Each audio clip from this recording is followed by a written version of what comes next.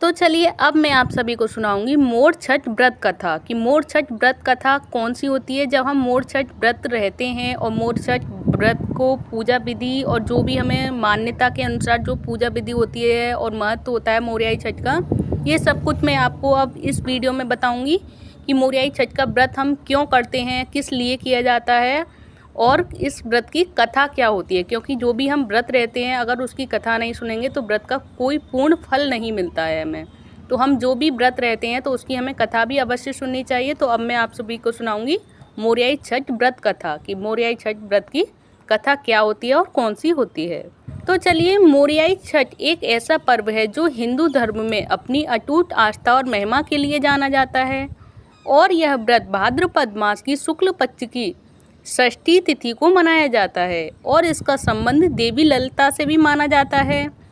और मोरियाई छठ को संतान सुख और उनकी लंबी आयु के लिए विशेष महत्व दिया जाता है और इस व्रत को करने से भक्तों पर माता की कृपा बनी रहती है और उनको सभी प्रकार की उनकी मनोकामनाएं भी माता रानी पूर्ण करती हैं।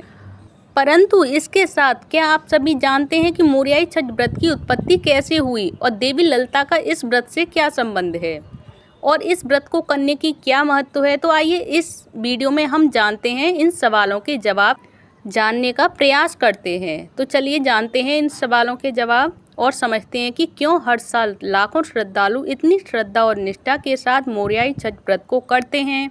और इस व्रत करने की पौराणिक कथा बेहद रोचक है और इससे जुड़ी कई मान्यताएं भी हैं जो इस पर्व को और भी खास बना देते हैं।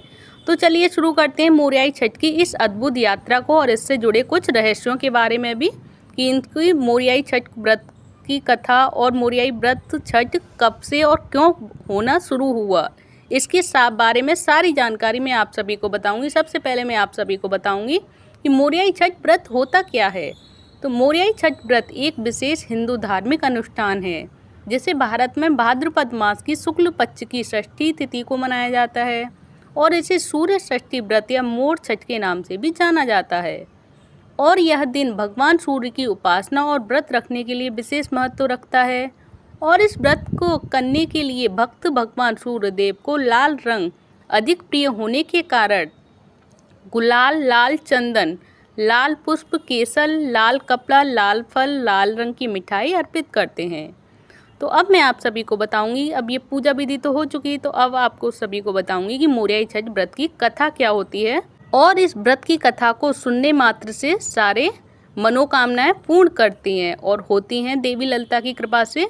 तो पौराणिक कथाओं में देवी ललिता को आदि शक्ति का रूप माना जाता है जिनका उल्लेख देवी पुराण में मिलता है। इस कथा के अनुसार नैमिषारण्य में एक महायज्ञ का आयोजन हो रहा था जहां दक्ष प्रजापति के आगमन पर सभी देवता उनके सम्मान में उठ खड़े हुए, परंतु भगवान शंकर ने ऐसा कुछ नहीं किया। इस अपमान का प्रतिशोध लेने के लिए दक्ष ने अपने यज्ञ में भगवान शंकर को आमंत्रित नहीं किया। जब मां सती को इसका पता चला तो वे बिना भगवान शंकर की अनुमति के अपने पिता दक्ष के घर आ पहुंच गईं। यज्ञ के दौरान अपने पिता द्वारा भगवान शंकर की निंदा सुनने के बाद मां सती ने स्वयं को अपना अपमान इसको महसूस किया और यज्ञ की अग्नि में कूदकर अपने प्राणों को त्याग दिया। भगवान शंकर को जब इस दुखद घटना का पता चला तो वे मां सती के वियोग में व्याकुल हो उठे। उन्होंने मां सती के शरीर को अपने कंधे पर रखकर पूरे ब्रह्मांड में उन्मत्त अवस्था में घूमना शुरू कर दिया। उनके इस उन्माद से सृष्टि की समूची व्यवस्था अस्त व्यस्त हो गई। तब भगवान विष्णु ने अपने सुदर्शन चक्र से मां सती के शरीर के टुकड़े टुकड़े कर दिए जो विभिन्न स्थानों पर गिरकर शक्तिपीठ के रूप में प्रतिष्ठित हो गए। नैमिषारण्य में मां सती का हृदय गिरा जो लिंग धारिणी शक्तिपीठ के रूप में पूजित है, जहां भगवान शिव भी लिंग स्वरूप में विराजमान है। और इस स्थल पर मां ललिता देवी का मंदिर स्थित है जहां प्रवेश द्वार पर पंचप्रयाग तीर्थ भी स्थित हैं और मौजूद हैं।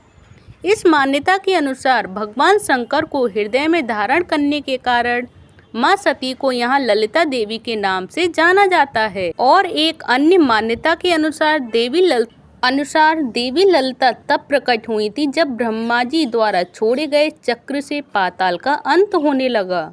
यह दृश्य देखकर ऋषि मुनि घबरा गए, क्योंकि संपूर्ण पृथ्वी धीरे धीरे जलमग्न होने लगी थी।